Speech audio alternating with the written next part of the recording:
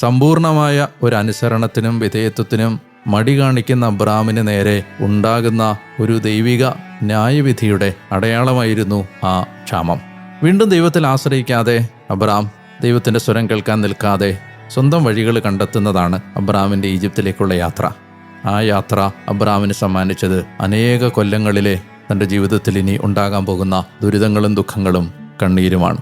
സമ്പൂർണമായ വിശ്വസ്തതയുടെ ഒരു അഭാവം നമ്മളെ കൊണ്ടുവന്നെത്തിക്കുന്നത് തീർത്താൽ ഒരുപക്ഷെ തീരാത്ത, നമുക്ക് അധ്വാനിച്ചാൽ ഫലം കിട്ടാത്ത, നമുക്ക് പരിഹരിക്കാൻ പറ്റാത്ത പ്രശ്നങ്ങളിലേക്ക് ആയിരിക്കും.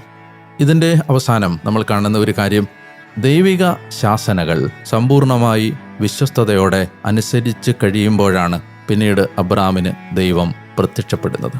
ഇതിൽ നിന്ന് നാം മനസ്സിലാക്കുന്നൊരു പാഠം, മനുഷ്യൻ തൻ്റെ വഴിയെ പോകാതെ ദൈവത്തിൻ്റെ വഴിയെ കടന്നു പോകാൻ തൻ്റെ ജീവിതത്തെ ഒരുക്കുമ്പോൾ ദൈവത്തിൻ്റെ അനുഗ്രഹത്തിൻ്റെ കൈവഴികൾ അവൻ്റെ ജീവിതത്തിലേക്ക് തുറക്കപ്പെടുകയാണ്.